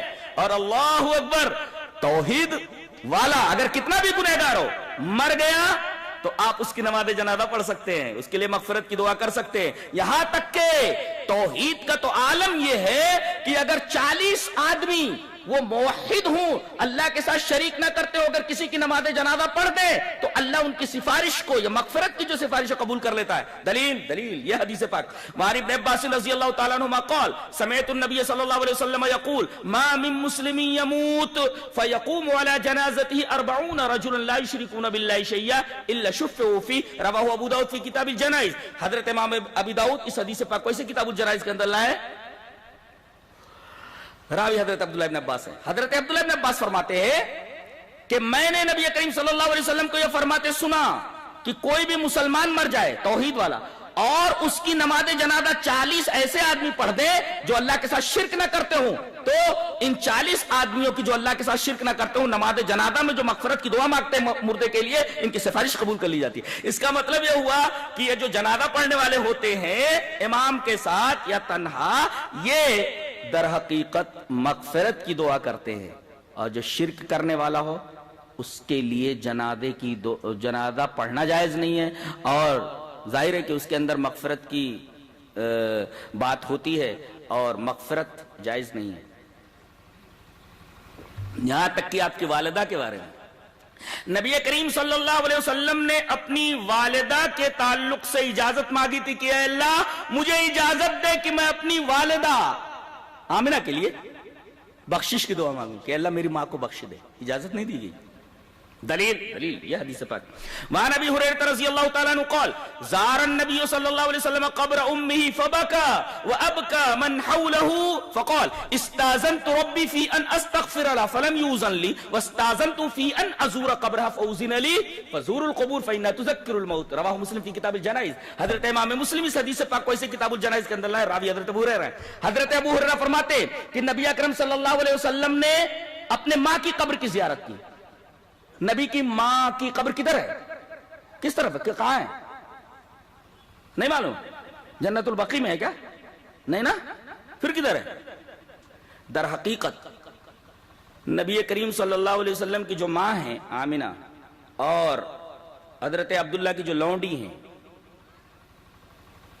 آپ کی دایا حضرت ام ایمن، نبی کریم صلی اللہ علیہ وسلم اس وقت 6 سال کے تھے، لے کر کے مدینہ سے آ رہی تھی اور یہیں پر بیمار پڑ گئی، جس کا نام ہے مقام ابوا، الف بے واو الف حمزہ، یہیں پر بیمار پڑ گئی۔ نبی کریم صلی اللہ علیہ وسلم 6 سال کے ہیں اور آپ نے اپنی ماں کو مرتے ہوئے، انتقال کرتے ہوئے اپنی آنکھوں سے دیکھا ہے۔ 6 سال اللہ، پیدا ہوئے تو آپ یتیم تھے، آپ نے باپ کو تو دیکھا ہی نہیں۔ اللہ نے فرمایا وَالضُّحَىٰ واللیل اذا سجا ما ودعک ربک وما قلا وللآخرۃ خیر لک من الاولی ولسوف یعطیک ربک فترضی الم یجدک یتیما فآوی. آپ تو یتیم ہیں، یتیم مکہ. اللہ، باپ کو آپ نے دیکھا ہی نہیں، اور ماں بھی اس حال میں چھوڑ کر چلی گئی جب آپ 6 سال کے ہیں. آپ کتنا روئے ہوں گے ماں کو اس دنیا سے جاتے ہوئے دیکھ. ماں بھی چلی گئی، باپ تو پیدائش سے پہلے اس دنیا سے چلا گیا. اسی مقام ابوا میں لوگوں نے آ کر کے ان کی دفن کیا.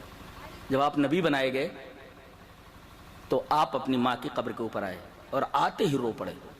فبکا، آپ رو پڑے، اور آپ کو روتے دیکھ کر سارے صحابہ کرام رو پڑے. اس کا مطلب یہ ہوا کہ آدمی کسی قبر کے اوپر جائے تو اسے رونے کی اجازت ہے، رو سکتا ہے، رونے کی اجازت ہے کسی قبر کے اوپر اگر آدمی پہنچ جائے تو.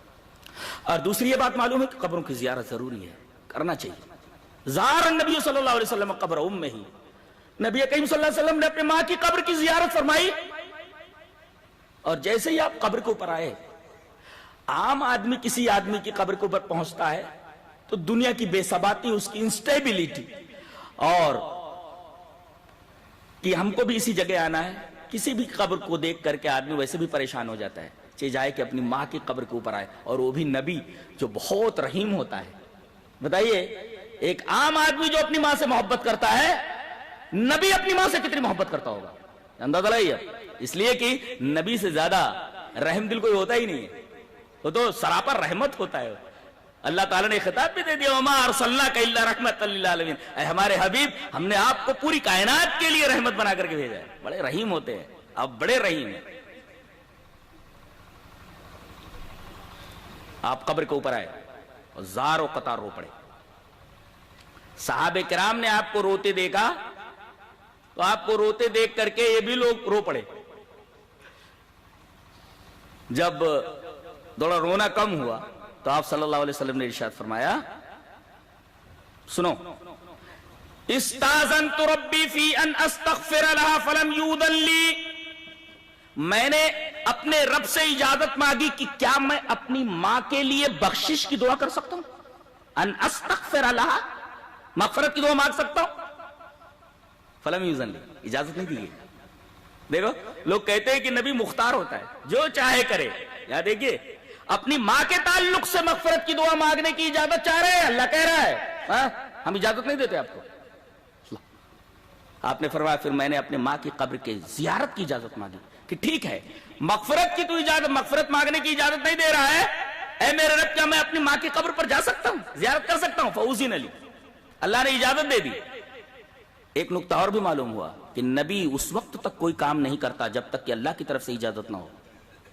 لہذا ہمارے اوپر یہ واجب ہوتا ہے کہ ہم بھی کوئی کام ایسا نہ کریں دین کے نام پر جسے اللہ نہ کہے، اس کا رسول نہ کہے، اس لیے کہ رسول بھی پابند ہے اللہ تبارک و تعالیٰ کے احکام کا. دیکھیے ایک جگہ اپنی مرضی سے نہیں جا رہے ہیں، جب اجازت ملی ہے تب آپ زیارت کے لیے گئے ہیں، مغفرت کی طلب مغفرت کی اجازت نہیں ملی. اور آپ نے فرمایا فزور القبور، قبروں کی زیارت کرو، فإنها تذکر الموت، یہ قبر موت کو یاد دلاتی ہیں. ایک نقطہ یہاں پر اور یاد رکھو کہ جو قبر موت کو یاد نہ دلائیں ان قبروں کے اوپر جانا حرام ہے. کیسی قبریں بنا لی گئی کہ وہاں آدمی جب جاتا ہے تو آخرت یاد نہیں آتی. ارے کیا شاندار گنبد ہے، کیا شاندار پینٹنگ، کیا جھاڑ فانوس لگے ہوئے ہیں، شینڈیلیئرز لگے ہوئے ہیں. آدمی کا ذہن عمارت کی خوبصورتی میں الجھ کر رہ جاتا ہے. اصل جو مقصود ہے عبرت حاصل کرنا وہ ان قبروں سے حاصل نہیں ہوتی. لہذا نبی کریم صلی اللہ علیہ وسلم نے منع فرمایا ہے قبروں کو پکا بنانے سے اور قبروں کی چونا کاری کرنے سے. دلیل یہ حدیث پاک. وعن جابر رضی اللہ تعالی عنہ قال نہا رسول اللہ صلی اللہ علیہ وسلم ان یجسس القبر وَأَن يُقْعَدَ عَلَيْهِ وَأَن يُبْنَ عَلَيْهِ. رواہ مسلم فی کتاب الجنائز. حضرت امام مسلم رحمت اللہ علیہ اس حدیث پاک کو ایسے کتاب الجنائز کے اندر لائے. راوی حضرت جابر بن عبداللہ ہے. حضرت جابر فرماتے ہیں کہ رسول اللہ صلی اللہ علیہ وسلم نے قبروں کو چونا کاری کرنے سے منع کیا ہے. اب ظاہر ہے کہ اسے پکا بنائیں گے تب نہ چونا پھیریں گے، چونا کاری کرنے سے منع کیا ہے. ارے قبر پختہ نہ بھی بنائے، صرف قبر کے اوپر آپ وائٹ واش نہیں کر سکتے، منع کیا گیا ہے۔ نہا رسول اللہ صلی اللہ علیہ وسلم ان یجسس القبور وان یبنى علیہ، اس کے اوپر کوئی عمارت بنائی جائے وہ بھی جائز نہیں ہے۔ وان یقعد علیہ، وہاں بیٹھا جائے، بیٹھنے کی دو صورتیں ہیں، آدمی قبر کے اوپر بیٹھ جائے جائز نہیں ہے، یا وہاں پر آدمی کوئی عمارت بنا کر کے قبر کے پاس بیٹھ جائے اور پیسے وصولنے لگے۔ تو قعود کا ایک مطلب یہ بھی ہے مجاور بن کر کے بیٹھ جائے اور پیسہ وصولنے لگے، یہ بھی ایک بیٹھنا ہے، منع فرمایا گیا ہے۔ یہاں تک کہ قبروں کے اوپر چپل پہن کر چلنے سے منع کیا گیا ہے۔ آپ ایک سوال کر سکتے ہیں کہ نبی کریم صلی اللہ علیہ وسلم نے قبرستان میں ایک آدمی کو چپل پہن کر چلتے ہوئے دیکھا، تو آپ نے فرمایا ایک قبروں کے درمیان چپل پہن کر چلنے والے چپل اتار دے، ایک روایت تو یہ، اور دوسری روایت اس طریقے کی ہے، اب دیکھیں حدیث اس طرح، وعن انس رضی اللہ تعالی عنہ عن النبی صلی اللہ علیہ وسلم قال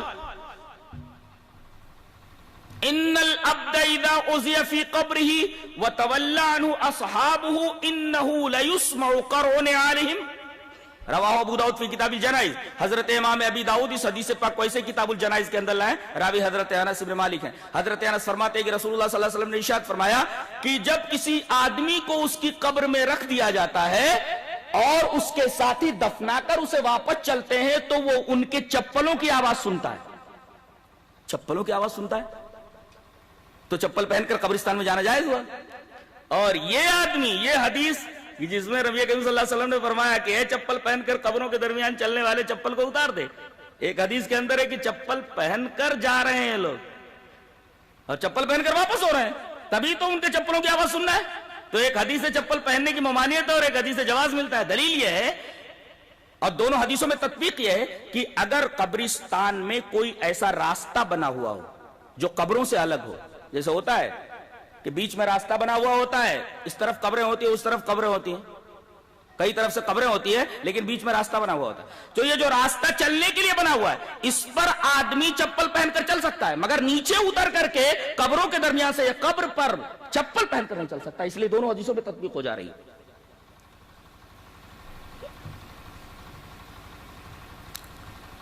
اب قبر میں اس کو رکھ دیا گیا، اب کیا ہوتا ہے؟ اچھا ایک بات بتاؤ، یہ جو منکر نکیر آتے ہیں دونوں فرشتے سوال جواب کرنے کے لیے، ان کا رنگ کیا ہوتا ہے؟ ان کا رنگ کیا ہوتا ہے؟ سنیں رنگ کیسا ہوتا ہے؟ کالے اور نیلے ہوتے ہیں، اللہ اکبر، کالے اور نیلے ہوتے ہیں۔ کسی بدبخت سے سوال کرنے کے لیے آتے ہیں تو ان کا رنگ یہ ہوتا ہے، کالے اور نیلے۔ اب آدمی تصور کرے کہ ایک شخص ایسا ہے جو کالا بھی اور نیلا بھی ہے، کیسا ہوگا وہ؟ جیسے سانپ ہوتے، سانپ رنگ دیکھا، اسودان ازرقان، کالے ہوتے ہیں اور نیلے ہوتے ہیں، نیلے، کالے اور نیلے۔ آئیے ایک حدیث پاک دیکھتے ہیں کیا پوچھتے ہیں وہاں آ کر کے۔ حدیث اس طرح، وعن البراء رضی اللہ تعالی عنہ قال خرجنا مع رسول الله صلى الله عليه وسلم في جنازة رجل من الأنصار فانتهينا إلى القبر ولما يلحد فجلس رسول الله صلى الله عليه وسلم وجلسنا حوله كأنما على رؤوسنا الطير وفي يدي عود ينكت به في الأرض فرفع رأسه فقال استعيذوا بالله من عذاب القبر مرتين وثلاثا. زاد في حديث جرير ها هنا وقال وإنه لا يسمع قرع نعالهم إذا ولوا مدبرين حين يقال له يا هذا من ربك وما دينك ومن نبيك قال هناد قال وياتيه ملكان فيجلسانه فيقولان له من ربك فيقول ربي الله فيقولان له ما دينك فيقول ديني الإسلام فيقولان ما هذا الرجل الذي بعث فيكم قال فيقول هو رسول الله فيقولان وما يدريك فيقول قرأت كتاب الله فآمنت به وصدقت. رواه ابو داؤد في کتاب السنہ. ایک صفحے کی پوری روایت پوری امانت کے ساتھ پیش کر دی گئی. حضرت براء ابن عازب فرماتے ہیں کہ ایک انصاری کا انتقال ہو گیا تھا تو ہم لوگ اس کے جنازے میں پہنچے. ابھی لحد نہیں بنائی گئی تھی, وہ جو بغلی قبر ہوتی ہے بغلی وہ نہیں بنائی گئی تھی. ولما یلحد, ہم لوگ قبر کے پاس پہنچ گئے. نبی اکرم صلی اللہ علیہ وسلم فرمایا کیا قبر تیار ہو گئی؟ بولے نہیں اللہ کے رسول, لحد بنانی باقی ہے. فجلس رسول اللہ صلی اللہ علیہ وسلم, رسول اللہ صلی اللہ علیہ وسلم بیٹھ گئے اور رسول اللہ صلی اللہ علیہ وسلم کو بیٹھتے دیکھا تو ہم لوگ بھی بیٹھ گئے اور اتنے خاموش تھے. کانما علی رؤوسنا الطیر, گویا کہ ہمارے سروں کے اوپر چڑیا بیٹھی ہوئی. آج آدمی قبرستان میں جاتا ہے موبائل سوئچ آف نہیں کرتا, وہاں بھی بات کرتے رہتا ہے. اتنا سنگدل، اتنا بدماش ہو گیا ہے. یہاں صحابہ کرام کو دیکھیے، کانما علی رؤوسنا الطیر، اتنے سنجیدہ ہیں کہ گویا کہ ان کے سروں کے اوپر چڑیاں بیٹھ گئی. اور نبی کی حالت تو بڑی عجیب و غریب ہے. آپ کے ہاتھ میں ایک تنکا ہے، آپ تنکے سے زمین کو کورید رہے ہیں، اور آدمی یہ کب کرتا ہے؟ ایسے ایسے آدمی کر رہا ہو ایسے. اس کا مطلب بہت گہری سوچ میں. قبر کو دیکھا کیسی ہوتی ہے؟ قبر کیسی ہوتی بولو؟ اگر کھڑا کر دو ایسے ایسے نا، ایسے مستطیل شکل میں کھڑا کر دو، کیسی لگے گی؟ دروازہ ہے نا، دروازہ ہی کدھر ہے؟ یوں کھڑا کر دیجئے اس کو. یہ قبر ایسے ہے مستطیل، اس کو ایسے کھڑا کر دو تو دروازہ بن جاتی ہے. یہ بتانے کے لیے کہ ابھی آدمی جو اندر گیا ہے اس دروازے سے داخل ہو کر کے ایک دوسرے عالم میں پہنچ گیا ہے جس کا اس عالم سے کوئی تعلق نہیں. جی قبر کو ذرا کھڑا کرو، ایک دروازہ بن جاتی ہے. یعنی اس دروازے سے داخل ہو کر کے اب یہ دروازہ بند کر دیا گیا. آپ ہی تو بند کرتے اس کو، دروازے میں داخل کرتے تو بند کرتے. جا بیٹا. اور عجیب بات تو یہ خود بند کرتے ہیں، اور جب وہ منومن مٹی کے نیچے چلا جاتا مانگنے لگتے، دیجئے بابا، بابا دیجئے. آپ نے تو ڈھکیل کر کے اس کو دوسری دنیا میں پہنچا دیا ہے. ارے بھئی آپ نے اس دروازے سے اسے ڈھکیل کر کے ادھر دروازہ بند کر دیا، اب مانگ کیا رہے ہو؟ بابا دے دو. اچھا لحد بنا دی گئی، رکھ دیا گیا. نبی اکرم صلی اللہ علیہ وسلم بیٹھے ہوئے، صحابہ کرام بھی بیٹھے ہوئے، تو خاموشی. آپ کے ہاتھ میں ایک تنکا ہے، بڑی گہری سوچ میں آپ ڈوبے ہوئے. اچانک آپ نے اپنا سر اٹھایا، فرفع راسہ فقال استعیذوا باللہ من عذاب القبر، قبر کے عذاب سے پناہ مانگو. آپ نے 2 مرتبہ کہا یا 3 مرتبہ. اس سے یہ پتا چلا کہ قبر کے اندر عذاب ہوتا ہے. اچھا یہیں رکے رہیے، ایک حدیث اور پڑھ دیتا ہوں. حدیث مسلم شریف کی روایت ہے. حدیث اس طرح: وعن ابی ایوب قال خرج النبی صلی اللہ علیہ وسلم وقد وجبت الشمس فسمع صوتا فقال یہود تعذب فی قبورها. رواہ البخاری فی کتاب الجنائز. بخاری کی روایت ہے، بخاری کتاب الجنائز. امام بخاری رحمۃ اللہ علیہ اس حدیث پاک کو اسے کتاب الجنائز کے اندر لائے. حضرت ابو ایوب انصاری فرماتے ہیں کہ نبی کریم صلی اللہ علیہ وسلم یہ نکلے اور سورج غروب ہونے کے قریب تھا. وقد وجبت الشمس، اے قد قاربت الغروب، اے قاربت الشمس والغروب، سورج غروب ہونے کے قریب تھا. اچانک آپ نے ایک آواز سنی. آپ نے فرمایا جانتے ہو یہ آواز کیسی ہے؟ کیا؟ یہود تعذب فی قبورہم، یہودی لوگ ہیں جن کی قبروں میں عذاب ہو رہا ہے. یہ حدیث بتا رہی کہ قبروں میں عذاب ہوتا ہے. اچھا آگے حدیث چلتی ہے. نبی اکرم صلی اللہ علیہ وسلم فرمایا عذاب قبر سے پناہ مانگو. آگے فرمایا گیا ویاتیہ ملکان، رسول اللہ صلی اللہ علیہ وسلم نے ارشاد فرمایا 2 فرشتے آتے ہیں جن کا رنگ کیا ہوتا ہے؟ اسودان ازرقان، کالے اور نیلے ہوتے ہیں، بہت خوفناک ہوتے ہیں. اگر نیک ہے تو بہت اچھے بن کر کے آتے، بہت خوبصورت ہوتے ہیں. یہ تو بدبخت لوگوں کے لیے. اب آ گئے فیض الاسان، بیٹھ اٹھ کر، ہمیں کچھ پوچھنا ہے، ٹیسٹ کرنا ہے. اب ایک سوال کر سکتے ہیں کہ ابھی تو فیصلہ کچھ نہیں ہوا جنت اور جہنم کا، یہ کیا مار پڑ رہی ہے اور کیسے کیا ہو رہا ہے؟ ایک بات یہ. دوسری بات یہ بتانی ہے کیا مسلسل عذاب ہوتا رہتا ہے؟ تمام حدیثوں کو جمع کرنے کے بعد یہ پتا چلتا ہے کہ آدمی کے اعمال کے اعتبار سے قبر کے اندر عذاب ہوتا ہے. جی کسی کو تھوڑا سا ٹیسٹ کر کے چھوڑ دیا جاتا ہے، پھر قیامت تک عذاب نہیں ہوتا. جیسا کہ حدیث ہے کہ ایک آدمی کو 100 کوڑے مار کر چھوڑ دیا جائے، جا اب قیامت تک تیرے اوپر عذاب ہونے والا نہیں. اور کچھ لوگوں کو کچھ دیر تک عذاب ہوتا ہے، اور کچھ لوگوں کو تو مسلسل عذاب ہوتا رہتا ہے. وہ کہتے ہیں کہ اے اللہ قیامت کو جلدی لے آ. تو گویا کہ قبر کے اندر مختلف لوگوں کے ساتھ مختلف قسم کے عذابات ہوتے ہیں، مختلف قسم برتاؤ. سب کے لیے یکساں عذاب قبر نہیں ہے، برابر ہے. یہ بھی بات یاد رکھی ہے. اٹھاتے بیٹھ اٹھ کر، سویا پڑا ہے فیض الاسان ہی، بٹھاتے اس کو اٹھ کر بیٹھ، ہمیں کچھ سوالات کرنے ہیں. پہلا سوال من ربک، تیرا رب کون؟ ربی اللہ. اور اگر کافر ہے تو ہاں مجھے معلوم نہیں. یہاں تو پتہ ہی نہیں لگا کہ کس نے مجھے پیدا کیا، پتہ نہیں کن کن کو پوچھتا رہا، کن کن کے آستانوں کے سر پھوڑتا رہا. اب وہاں کیا جواب دے گا؟ اس نے تو اس کی پرستش ہی نہیں کی، اس نے آقا کو پہچانا ہی نہیں. کتنے بدبخت ہیں لوگ کہ پوری حیات گزر جاتی ہے وہ اپنے حقیقی مالک اور خالق کو پہچان نہیں پاتے کہ کس نے ہم کو بھیجا، کس کام سے بھیجا. یہ کتنی بڑی بدبختی ہے انسان کی. اور فیض الاسانی پوچھتے ہیں فیقولان لہما ربک فیقول ربی اللہ. اگر اچھا ہے تو من نبیک ما دینک؟ دین الاسلام. تیسرا سوال دیکھو بڑا پیارا ہے. ما هذا الرجل الذي بعث فيكم، یہ آدمی جو تمہارے درمیان بھیجا گیا تھا کیا ہے، کون ہے، نہیں ہے، کیا ہے؟ اب جواب دیا جا رہا ہے، وہ جواب ہوا رسول اللہ. کہتے ہیں کہ نبی کریم صلی اللہ علیہ وسلم کو قبر میں دکھایا جاتا ہے، مردہ نبی کو دیکھتا ہے. غلط بات ہے، اس لیے کہ جواب میں ہوا ہے، اور عربی کا ایک معمولی طالب علم جانتا ہے کہ ہوا کی ضمیر غائب کے لیے آتی ہے. سوال ہے ہاذا سے، جواب ذالکہ سے ہونا چاہیے تھا، اس لیے کہ اس میں اشارہ قریب ہے اور ذالکہ اس میں اشارہ بعید ہے. جب کہا کہ یہ کیا ہے تو بولنا چاہیے ذالکہ فلاں، لیکن کہا جائے ہوا رسول اللہ، یعنی ضمیر غائب لائی جا رہی، اس کا مطلب نبی کریم صلی اللہ علیہ وسلم غائب رہتے، دکھائے نہیں جاتے. جواب دیکھو، ہوا رسول اللہ، نہ کہ ذالکہ رسول اللہ. اور اس کے بعد تینوں جوابات جب دے لیتا ہے کہتے ہیں نم کنومت العروس، دلہن کی طرح سو جا. آپ دیکھتا رہتا ہے، اسے اس کا ٹھکانہ دکھا دیا جاتا ہے، جنت کی ہوائیں ہیں وغیرہ وغیرہ سب دکھا دیا. اور اگر بدبخت ہے تو دے مار، اور جیسے جیسے اس کے اعمال ہوتے ہیں اسی اعتبار سے اس کی دھلائی ہوتی ہے، اسی طریقے سے اس کی پٹائی ہوتی ہے. کسی کو کچھ عذاب دے کر کے چھوڑ دیا جاتا ہے، جیسا کہ ابھی میں نے بتایا کہ ایک حدیث کے اندر ہے. لہذا یہ کہنا کہ مسلسل عذاب ہے یا نہیں ہے، یہ سوال ہی سرے سے غلط ہے. یہ پوچھئے کہ عذاب کی کیفیت کیا ہے. بعض لوگوں کے ساتھ فوراً معاملہ طے ہو جاتا ہے قیامت تک، پھر ان کے اوپر عذاب نہیں ہوتا. بعض لوگوں پر مسلسل ہوتا ہے وغیرہ وغیرہ. تمام حدیثوں کو ملانے کے بعد یہ واضح ہوتا ہے. تو پوچھتے ہیں کہ بھئی یہ سوالوں کے جوابات تو نے کیسے حل کیے، کیسے معلوم ہوا؟ فیقول قرأت کتاب اللہ، اللہ کی کتاب سے میرا تعلق تھا، میں قرآن پڑھتا رہا. کتنے لوگ یہاں بیٹھے ہوئے ہیں جنہوں نے بسم اللہ سے لے کر کے سورہ والناس تک کبھی ایک مرتبہ ترجمے کے ساتھ قرآن پڑھا ہو؟ آج جتنی گمراہیاں ہیں لوگوں کے درمیان، وجہ یہ ہے کہ انہوں نے قرآن کو نہیں پڑھا ہے. کم سے کم ایک مرتبہ ترجمے کے ساتھ قرآن کو تو پڑھو. یہ آدمی بول رہا ہے میں نے قرآن پڑھنے کی وجہ سے ان سوالوں کا جواب معلوم کیا ہے.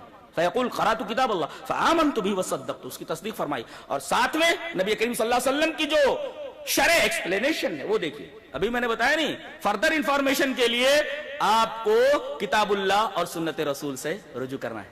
تو آپ نے پتہ لگا لیا کہ یہ کون ہے، ان کا نام منکر نکیر ہے، رنگ بھی معلوم ہو گیا، اسودان ازرق، کالے ہیں اور نیلے ٹائپ کے ہیں یہ. اچھا ایک سوال اور ہے، اب وہ حدیث پڑھنے کا ٹائم نہیں ہے، شیخ آ بھی گئے ہیں تو بتا دوں کہ روح نکال کر کے لے گئے. کدھر لے جاتے ہیں؟ پہلے بتاؤ کدھر لے جاتے ہیں؟ روح تو نکل گئی، کدھر لے جاتے فرشتے؟ اب ایک تو ملائکۃ الرحمہ ہے، اچھے فرشتے رحمت کے، اور ایک ملائکۃ العذاب ہے، عذاب کے فرشتے، بری روح ہے، نکال لی گئی. اب یہ دونوں آسمان کی طرف جاتے ہیں. اب بری روح ہے تو اس کے لیے دروازے نہیں کھولے جاتے، اٹھاؤ 15 منٹ ہے تو ہٹا دیا جاتا ہے اس کو. ان کے لیے آسمان کا دروازہ نہیں کھولا جائے گا، لے جاؤ اٹھا کر کے اس کو. اب کہاں لے جایا جاتا ہے؟ اس کے لیے باب عرض پر پہنچتے ہیں. یہ حدیث ہے نسائی کتاب الجنائز کی، لمبی حدیث ہے. اسے باب عرض تک لایا جاتا ہے، اور پھر آخری جو زمین کا حصہ ہے، آخری جو سطح ہے، وہاں سجین ہے، زمین کی تہوں میں کہیں، وہاں لے جا کر کے اس کو ڈال دیا جاتا ہے. یہ بری روح ادھر رہتی ہے زمین کی تہ میں، باب الارض. اور اگر نیک ہے تو اسے آسمان کی طرف لے جایا جاتا ہے. اور جیسے پہنچتی ہے روح، کہتے ہیں ما اطیب ھذا الروح، یہ روح کتنی خوشبو والی ہے، چاروں طرف خوشبو بکھری ہوئی ہے، خوش ہو جاتے ہیں. اور وہیں کہیں آسمان میں علیین ہے، وہاں رکھ دیا جاتا ہے اس کا مطلب ہے کہ اور وہاں مقربین بارگاہ الہی فرشتے رہتے ہیں، یشہد المقربون، اللہ کے فرشتے وہاں رہتے ہیں جو مقربین ہیں. تو اچھے لوگوں کی روحیں آسمان میں کسی جگہ علیین میں رکھی جاتی ہیں، اور برے لوگوں کی روحیں باب الارض میں لے جائی جاتی ہیں، وہ کہیں زمین کی تہوں کے اندر سجین ہے، وہاں رکھ دی جاتی ہیں. اچھا تو یہ ربط کیسا رہتا ہے؟ جاننا چاہیے کہ روح کی بھی ایک شکل ہوتی ہے، نہیں بھائی اندر ڈال دی گئی تو جب ڈالی گئی ہے تو اس کی کوئی شکل ہوگی کہ نہیں شکل ہوگی؟ میں ایک سیب ہے، سیب آپ سمجھانا چاہیں تو ایک سیب ہے، سیب جب آپ کھاتے تو اس کے اندر رس بھی نکلتا ہے نا، رس.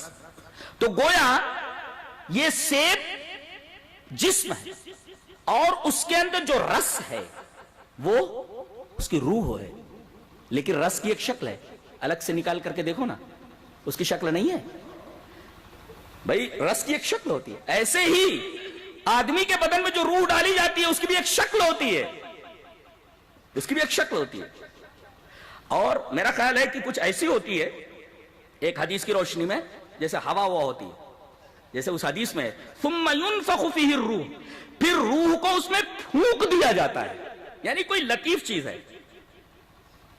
دیکھو ہوا جب پھونکی جاتی ہے کہیں پر تو اس کے لیے نفخ کا لفظ استعمال کیا جاتا ہے، جیسے حضرت اسرافیل کے بارے میں فَإِذَا نُفِخَ فِي الصُّورِ، جب سور میں پھونک دیا جائے گا.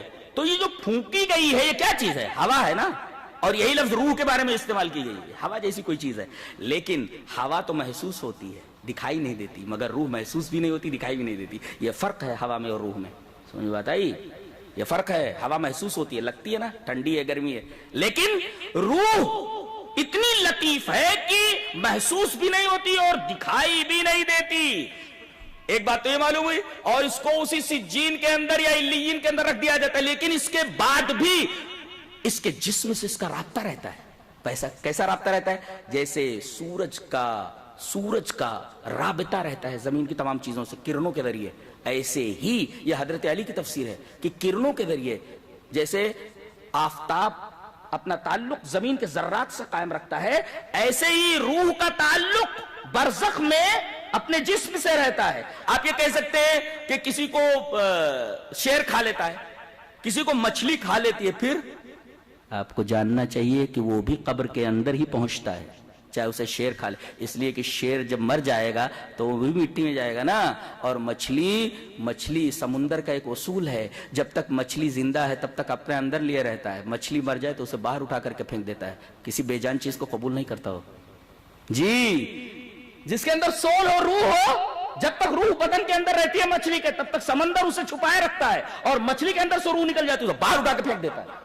اب یا تو آدمی کے پیٹ میں چلی جاتی ہے یا اسی طریقے سے وہ بھی سڑگڑ کر کے مٹی میں چلی جاتی ہے. تو چاہے کھا لے اور چاہے شیر کھا لے چاہے مچھلی کھا لے، اسے تو بہرحال زمین میں جانا ہی ہے. رہا مسئلہ کچھ لاشیں ایسی رکھی رہتی ہیں، انہیں یہ قبر نصیب نہیں ہوتی جس کو ہم قبر کہتے ہیں، وہ زمینی گڈھا، جیسے فرعون کی لاشیں کیریوں کے میوزیم کے اندر رکھی ہوئی ہے. یہ استثنائی حالت ہے، اس لیے کہ اللہ تبارک و تعالیٰ اپنے قانون سے کچھ چیزوں کا استثناء کرتا ہے. دیکھو پانی کا قانون کیا ہے؟ سیلان بہتا ہے، رکتا نہیں، پہاڑ نہیں بنتا. لیکن حضرت موسیٰ علیہ السلام اور ان کے لشکر کو، ان کے ساتھیوں کو گزارنے کے لیے اللہ تبارک و تعالیٰ نے بیچ میں سے راستہ دے دیا، اور یہ پانی پہاڑ کی طرح ہو گیا، سخت ہو گیا. کالطود العظیم. پانی کی طبیعت، پانی کی خصوصیت، اس کا مزاج سیلان ہے، اور یہاں اسے ٹھوس بنا دیا گیا جو اس کے مزاج کے خلاف ہے. ایسے ہی آگ جلاتی ہے، مگر جب حضرت ابراہیم علیہ السلام کو آگ میں ڈالا گیا، ہم نے فرمایا قلنا یا نار کونی بردا وسلاما علی ابراہیم. دیکھیں آگ جلاتی ہے مگر یہاں ٹھنڈی ہو گئی، مزاج بدل گیا. اس کا مطلب یہ ہے کہ اللہ تبارک و تعالیٰ نے جن جن چیزوں کو جو قانون دیا ہے، عام قانون وہی ہوتا ہے، لیکن کبھی کبھی کیا کرتا ہے؟ استثناء کر دیتا ہے قانون سے. کیا کر دیتا ہے؟ مستثنا، ایکسپشن کرتا ہے قانون سے، یہ بتانے کے لیے کہ میں نے جو قانون بنایا ہے میں اس قانون کا بھی پابند نہیں ہوں کہ میں اب پابند ہو گیا، میں اس کے خلاف کر ہی نہیں سکتا، میں جب چاہوں قانون کو توڑ دیتا ہوں. ایسے ہی اللہ تبارک و تعالیٰ نے 2 زندگیاں 2 موت دی ہیں. یہ بیچ والی جو حالت ہے یہ مکمل زندگی نہیں ہے، مکمل موت نہیں ہے، بلکہ موت بھی ہے اور زندگی بھی ہے، دونوں کا مکس ہے، جیسے حالت خواب. اسی وجہ سے نیند کو موت کی بہن کہا گیا. لہذا اگر وہ کہیں قالوا ربنا متنا سنة تو کوئی اعتراض وارد نہیں ہوتا اگر غور کیا جائے تو. اور ویسے بھی اس میں عقلی گھوڑے دوڑانے کی ضرورت نہیں ہے. حدیثیں موجود ہیں کہ عذاب قبر ہوتا ہے تو عذاب قبر ہوتا ہے. اب کیفیت کیسی ہوتی ہے اللہ بہتر جانے. جتنا ہمیں بتا دیا گیا اسی کے اوپر ہمیں گزارا کرنے کی ضرورت ہے اور اتنا ہی ہمیں سمجھنے کی ضرورت ہے. ایک بات اور بتانا چاہتا ہوں کہ کیا روحیں برزخ میں ملتی ہیں؟ جی ہاں، نسائی شریف کتاب الجنائز کی روایت ہے کہ روحوں کو لے کر کے جب جاتے ہیں علیین میں تو روحیں جھپٹ پڑتی ہیں، ارے یہ آدمی آ گیا، پوچھنے لگتے فیقولون ماذا فعل فلان ماذا فعل فلان، ارے فلاں کدھر گیا فلاں کدھر گیا. فرشتے کہتے ہیں ارے بھائی خاموش رہو، ابھی یہ بغم الدنیا، ابھی یہ تو دنیا کے غم کے اندر گرفتاری دا ہے، تم پکا رہے ہو اس کو، تھوڑی دیر ٹیک اٹ ایزی، آرام سے آرام سے، ابھی یہ دنیا کے غم لے کر کے آیا ہے اور اس سے تم سوال کر رہے ہو فلاں آدمی کدھر گیا فلاں آدمی کدھر گیا. جب وہ سانس لے لیتا ہے سکون ہو جاتا ہے تو وہ پوچھتا ہے کہ وہ آدمی کدھر گیا؟ بولے ادھر تو نہیں آیا. ارے بولے وہ تو مجھ سے پہلے آ چکا ہے. یہ نئی روح جو آئی ہے اور ساری روحیں اس سے پوچھ رہی ہیں، یہ بولے گا ارے وہ کدھر گیا؟ بولے کون؟ بولے فلاں آدمی۔ بولے ادھر نہیں آیا وہ۔ ارے بولے مجھ سے پہلے آ چکا ہے وہ، کدھر گیا؟ بولے لگتا ہے وہ حاویہ میں چلا گیا، جہنم کی طرف چلا گیا، ادھر نہیں آیا۔